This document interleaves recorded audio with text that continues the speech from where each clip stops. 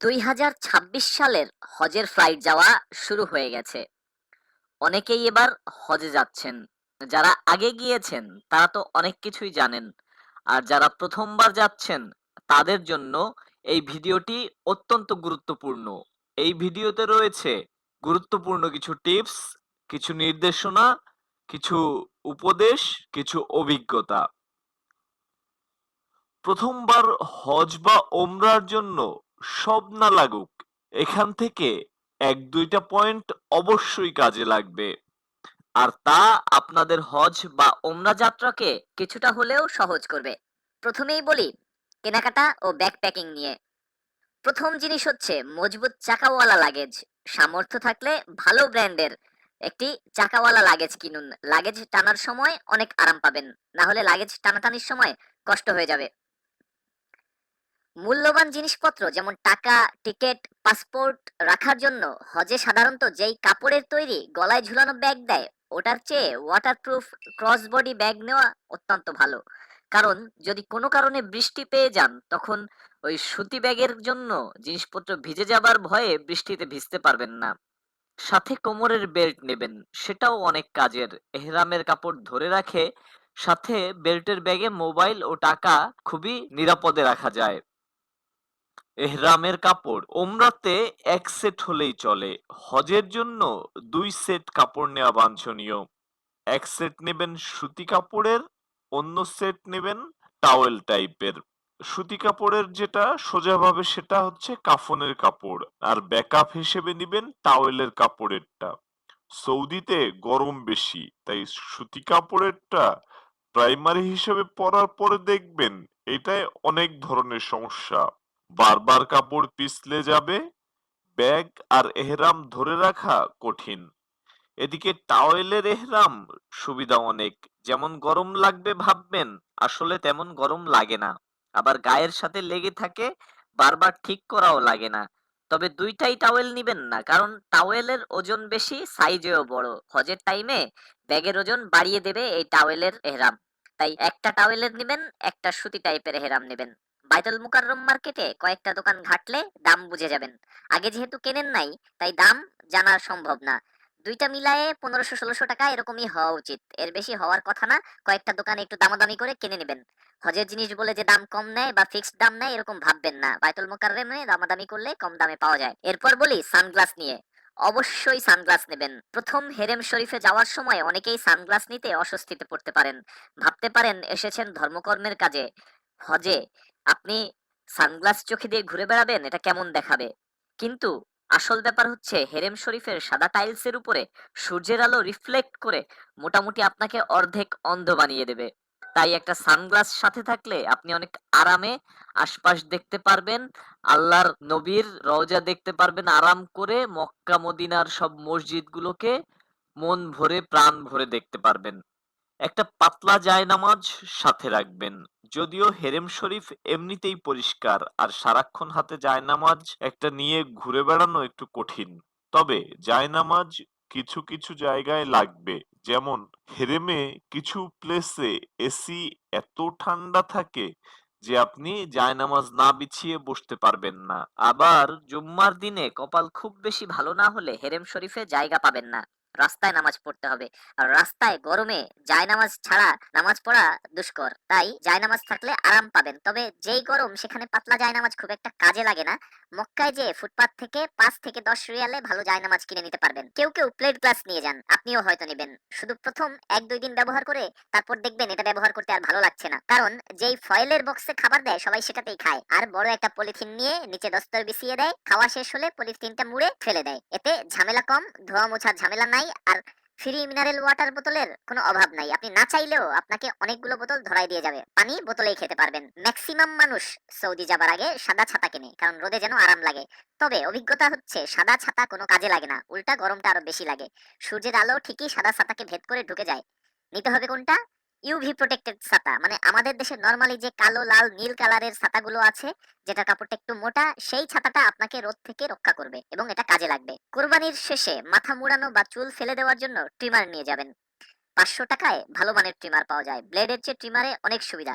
Trimmer দিয়ে নিজের চুল যেমন কাটতে পারবেন, সাথে অন্যদের চুল কেটে দিয়ে হজের এক্সট্রা সওয়াব কামাতে পারবেন। তবে ট্রিমার নিলে যে ভুলটা হয়, হজের সময় বের হওয়ার জন্য যখন রেডি হয়, ট্রিমার লোকজন ভুল করে মেইন লাগেজেই রেখে যায়। এই ভুলটা করবেন না। বের হওয়ার সময় খেয়াল করে ট্রিমারটা হাতের ব্যাগে বা ছোট কাঁধের ব্যাগে নিয়ে নিবেন। এক্সট্রা একটা ২ ফিতার কাপড়ের ব্যাগ নেবেন। কোনো ব্যাকপ্যাক টাইপের ব্যাগ না। এটা বায়তুল মোকাররমে কিনতে পারবেন। আপনি লাগেজ নিয়ে মূল হজে যেতে পারবেন না। কাঁধের ওই ২ ফিতার ব্যাগ মূল হজের জিনিসপত্র ভরে বহন করবেন, সেটা নিয়েই হজে যাবেন। ব্যাকপ্যাক টাইপের ব্যাগ না করছি এই কারণে যে ব্যাকপ্যাকে ৩ কেজি ওজনের কিছু একটা ভরলে ব্যাগ সহ সেটার ওজন ৬ কেজি হয়ে দাঁড়ায়, যা হজে আপনাকে কষ্ট দেবে। তাই ব্যাগ যত হালকা করবেন হজ করা তত সহজ হবে। একটা ৭ গুটির তসবিহ নিবেন।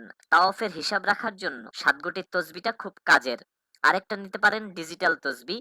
প্রতিদিন টার্গেট করে জিকির ইস্তেগফার করতে পারবেন ডিজিটাল তসবির মাধ্যমে। তবে ৩৩ বা ১০০ দানার তসবিতে দেখবেন বেশি একটা জিকির করা হয় না, কেমন যেন পিছিয়ে যাওয়া লাগে। এর চেয়ে ডিজিটাল তসবিতে জিকির আজগার করা অনেক বেশি সহজ। ২ ফিতার স্যান্ডেল অবশ্যই নেবেন এবং ২ জোড়া করে নেবেন। এটার পেছনে আপনার পর্যাপ্ত টাকা খরচ করা উচিত, কারণ নরম এবং ভালো ব্র্যান্ডের স্যান্ডেল হলে আপনি অনেক আরামে হাঁটতে পারবেন।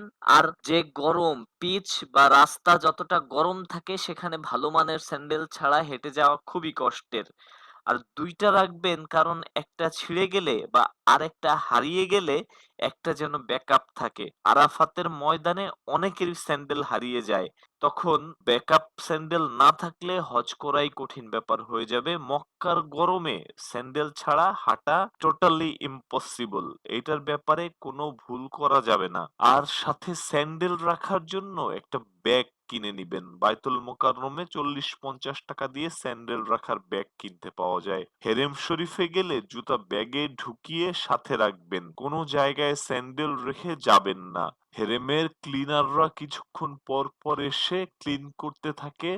স্যান্ডেল এবং পরিত্যক্ত ব্যাগ দেখলে তারা ক্লিন করে ফেলে দেয়। অনেক হাজি হজে যাওয়ার সময় স্মার্টফোন নিতে চান না, তবে আমার মতে নেওয়া উচিত।